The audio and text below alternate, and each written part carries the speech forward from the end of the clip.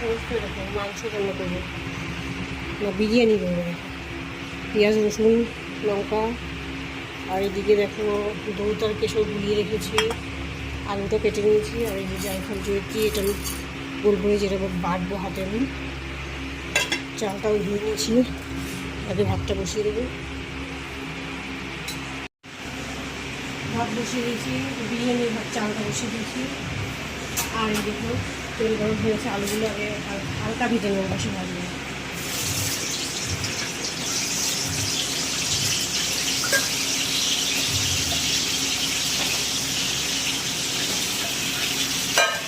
আমার ছেলে আলু পছন্দ করে, তাই বেশি করে মানে আলু দিয়ে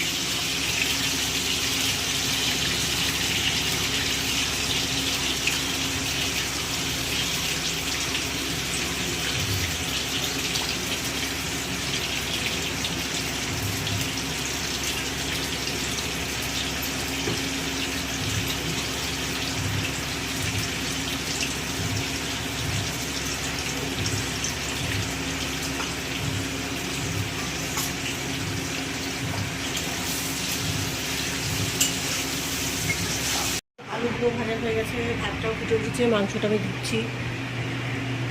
তেল কমিয়ে আঁচটা কমিয়ে রেখেছি কড়াইতে।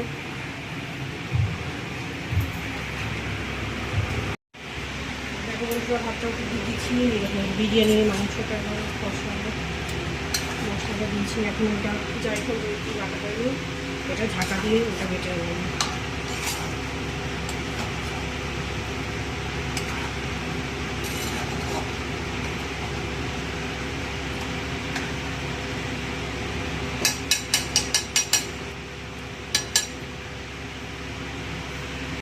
দেখো বন্ধুরা বিরিয়ানির মশলাটা বাটছি। বিরিয়ানির মশলা আমি হাতেই বাটি, কারণ আমার কেনা মশলা আমার পোষায় না, ভালো লাগে না। এর জন্য মশলাটা আমি হাতে বেটে নিই। হাতে বাটা মশলাতে টেস্ট বেশি আসে বিরিয়ানিতে।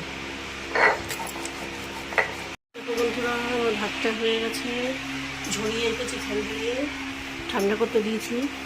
আর মাংসটাও হয়ে গেছে, এখন মিশিয়ে দিলেই হয়ে যায়। আর আমি এরকম বাসনও মাজছি, মাংসটা কম তাপে রেখেছি ঝোলটা শুকানোর জন্য। বাসনগুলো ওইদিকে মাজা হয়ে যাচ্ছে। বিরিয়ানিটা দমে দিয়ে দিয়েছি আমি, লো আছে দিয়েছি। আর ওইদিকে ওই বাসনগুলো দেখো সব মাজা হয়ে গেছে। এই কড়াইটা মেজে গ্যাস মুছলে ব্যাস কমপ্লিট। আর আমি আজকে সকালে স্নান সেরে নিয়েছি, দেরি করে রান্না বসিয়েছি, কারণ বিরিয়ানি ঠান্ডা হলে তো আর ভালো লাগে না।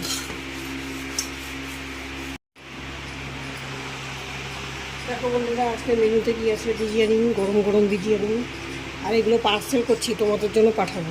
অনেকে বলে, কমেন্ট করে, অনেক মানে দাদা ভাইরা কমেন্ট করে পার্সেল করে পাঠাও, তো এই দাদা ভাইদের জন্য পার্সেল করে পাঠাও। চিকেন বিরিয়ানি গরম গরম, অনেক দিন পরে করলাম, গরমে করি না, মানে মাংসই খাই না গরমে। আর এই স্যালাড আছে, আর দেখো চাটনি। আজকে ব্লগটা একদম শেষ করছি।